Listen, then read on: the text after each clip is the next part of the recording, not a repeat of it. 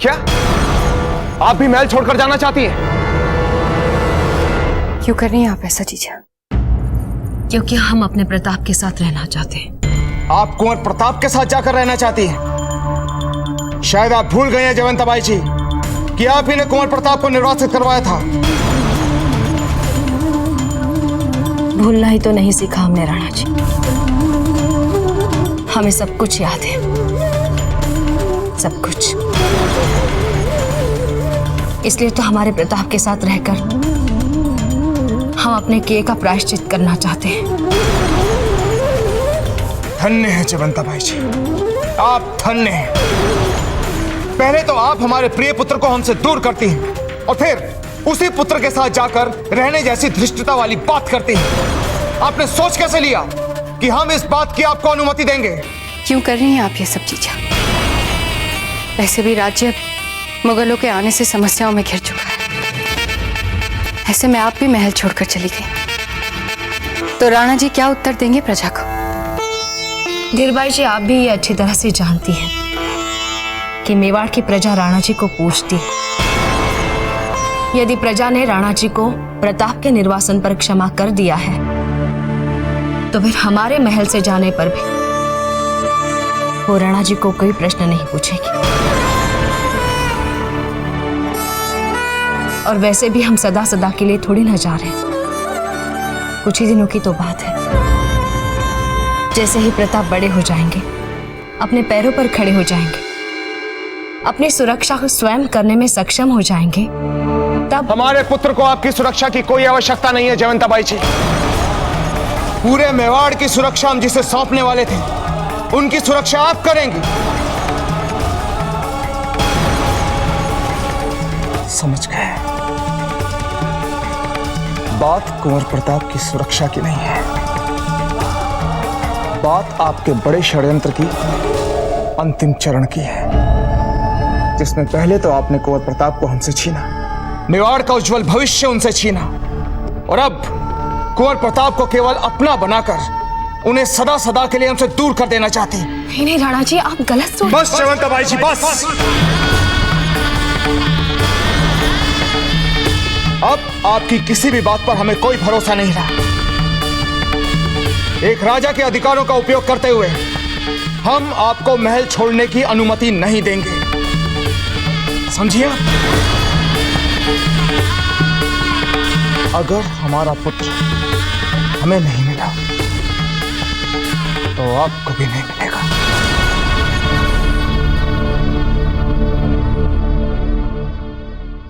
ऐसी स्थिति में फिर राणा जी हमें आपकी आज्ञा की अवहेलना करनी होगी।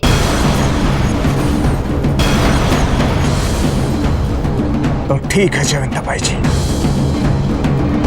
आज इसी क्षण से हम आपको मेवाड़ की महारानी के पद से मुक्त करते हैं।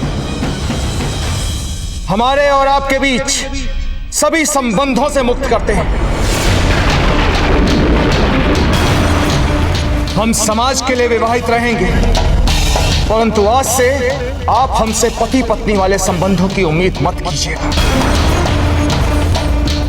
व्यवहारिक रूप से हमारा वैवाहिक संबंध आज से इसी क्षण से समाप्त होता है,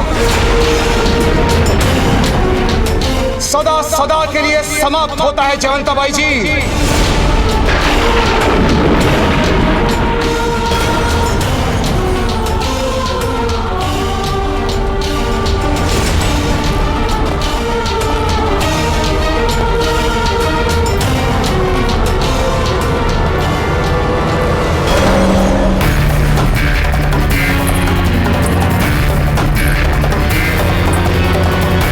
आप हमारी अपेक्षा से अधिक, कहीं अधिक साहसी निकली जीजा। मुक्त हो गए आप, बस इतना ध्यान रखना कि आप प्रताप के पास उसे साधारण बनाने जा रही हैं, असाधारण नहीं।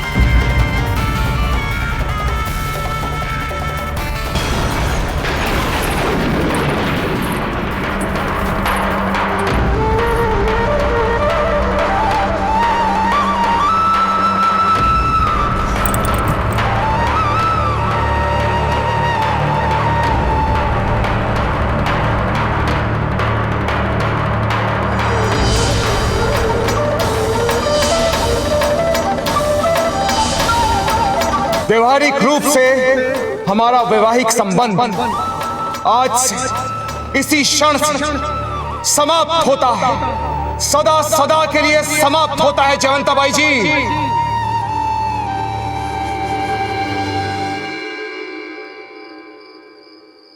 यहां से यहां तक।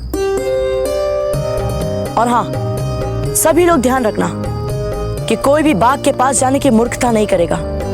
आप सभी लोग दूर से पेड़ों और झाड़ियों के पीछे छिप छिप कर आगे बढ़ेंगे और जिस किसी को भी बाघ का आभास हो तो वो हमें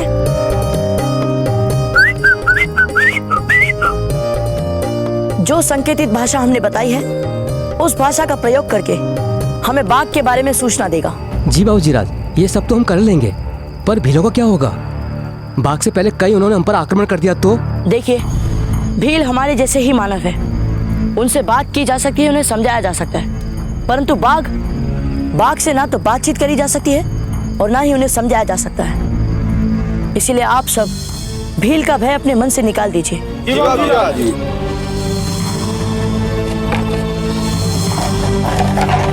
चलिए। रुक जाइए।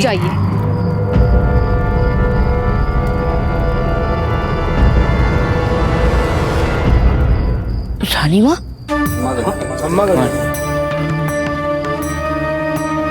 आप सब अपने अपने घर जाइए। पर रानी माँ, हमने कहा ना, जो आज्ञा महारानी सा। चलो सब लोग।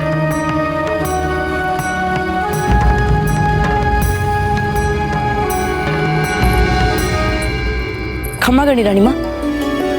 रानी माँ, परंतु आप यहाँ कैसे और इन साधारण वस्त्रों में? और आपने उन सभी लोगों को भेज क्यों दिया रानी माँ? इस महत्वपूर्ण अभियान में हमें उनकी आवश्यकता पड़ सकती थी रानी माँ। अब आप एक ही जगह जाएंगे प्रताप, और वो है आपका तलहटी वाला निवास स्थान। रानी माँ रुकिए ना, क्या आप हमारे साथ यहाँ पर रहने आई हैं? रानी माँ, रानी माँ।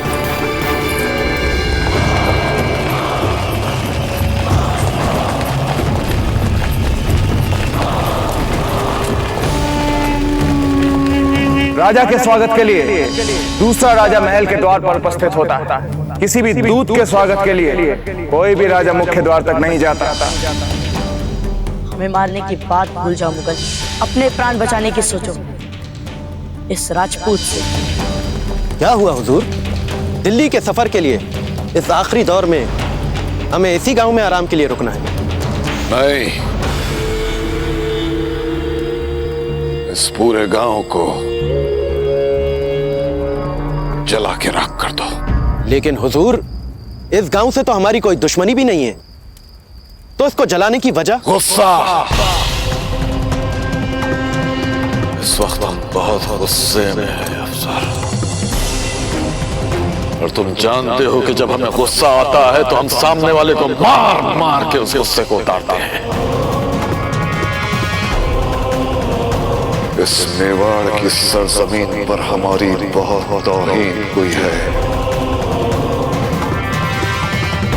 पहले उदय सिंह के दरबार में और फिर वो बच्चा।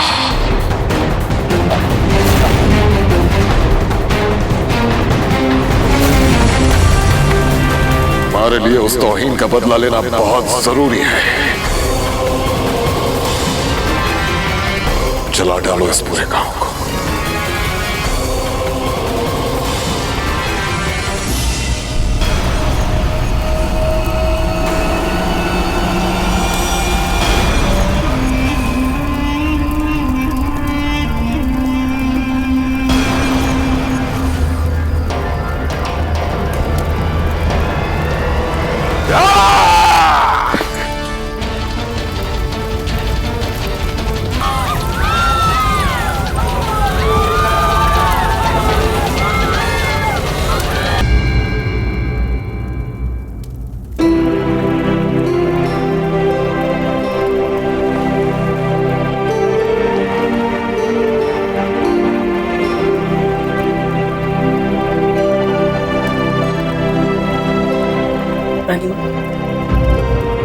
आपने हमारे लिए इतना बड़ा त्याग कर दिया, हमारे साथ रहने के लिए, हमारा ध्यान रखने के लिए ने सब कुछ छोड़ दिया रानी माँ। क्यों रानी माँ? कहां से आ गई आप में दाजीराज के विरुद्ध जाने की शक्ति? जिस मान मर्यादा के साथ, जिस सुख सुविधा के साथ आप रही हैं, आपने उन सबको एक पल में छोड़ दिया। क्यों रानी माँ? हमें नहीं पता प्रताप, हम इसे शक्ति कहे या अपने पुत्र के लिए हमारी दुर्बलता। प्रताप, हम और कुछ नहीं चाहते, बस आप सुरक्षित रहें और कोई संकट ना मोल ले। हमें और कुछ नहीं चाहिए। बताइए, आप कर पाएंगे हमारे लिए इतना? रानी माँ, यहाँ के लोगों को हमारी आवश्यकता है। हमने जो कहा वो आप कर पाएंगे या नहीं?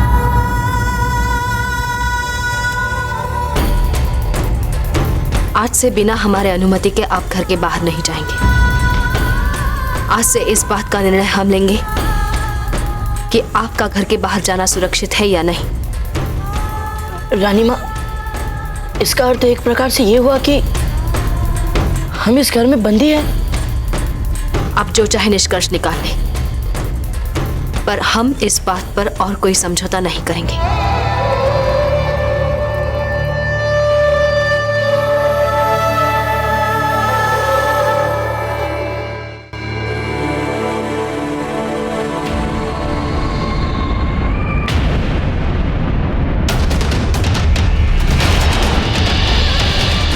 अब कौन पता होगा? मैंने सुना है बड़े साथी हो।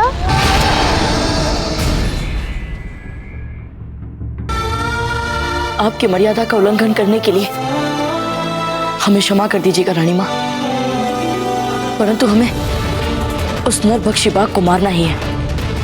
हमने यहाँ के लोगों को वचन दे रखा है और एक राजपूत वचन देकर उसे ना निभाए, ऐसे संस्कार ना ही हमें दाजीराज ने दिए हैं और ना ही आपने रानी माँ।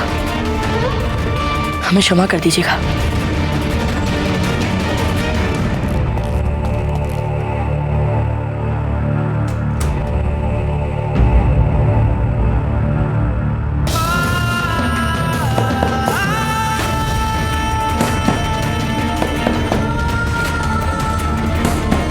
हम आपको भली भांति जानते हैं प्रताप।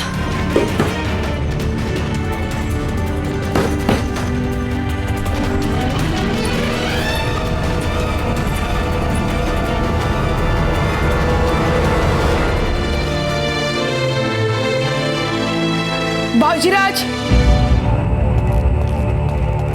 चक्रपाणी, हम आपका खंजर लौटाने आए थे। सोचा अब महारानी आ गई है तो आपको इसकी अधिक आवश्यकता होगी सुरक्षा के लिए। चक्रपाणी, पता नहीं रानी माँ को क्या हो गया है। उन्होंने हमें कक्ष में बंद कर दिया है और बाहर से ताला भी लगा दिया है। पता नहीं चक्रपाणी, रानी माँ हमें कहीं नहीं जाने दे रही है। रानी माँ को हमने पहले इतना भयभीत कभी नहीं देखा।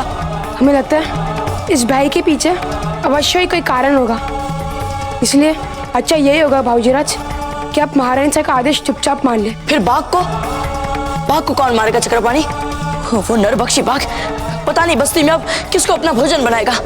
चक्रपाणी, हमें ये सोचने पर नींद ही नहीं आ रही है। पर विकल्प क्या आपके पास? अब ये दीवार तोड़कर आप बाहर आओगे?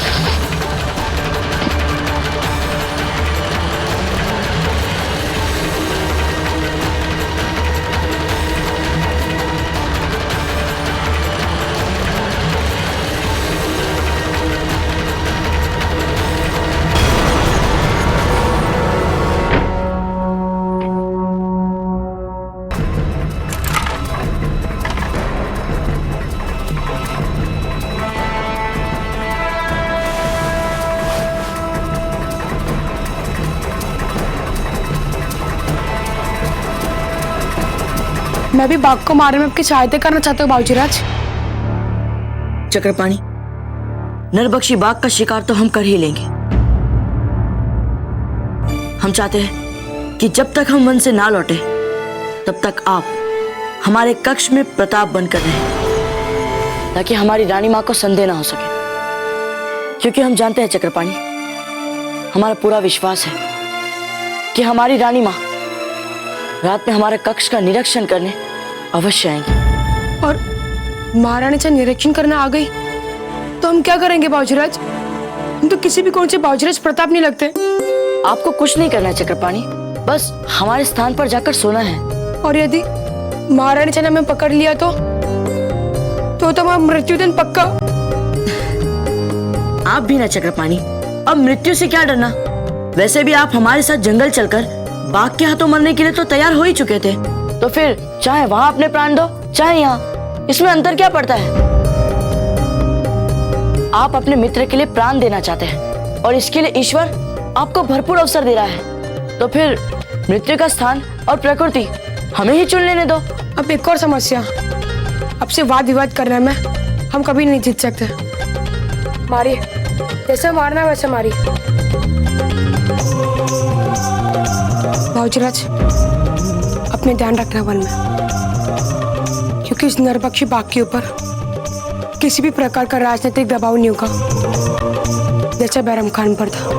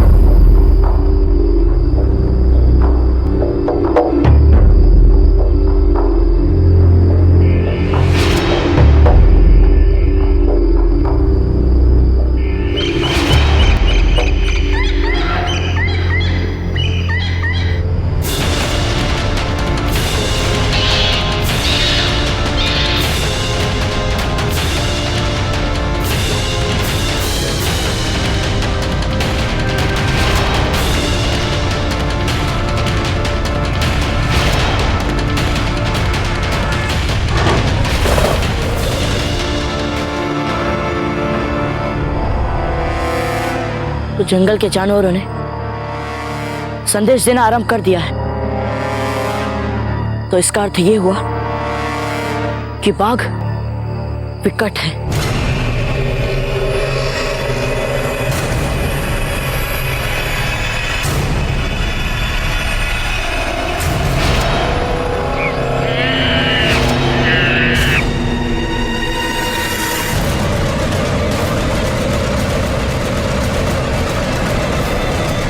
तो बाघ हमें नहीं देख पा रहा है, कोई बात नहीं, हम स्वयं अपने आप को तुम्हें दिखाएंगे।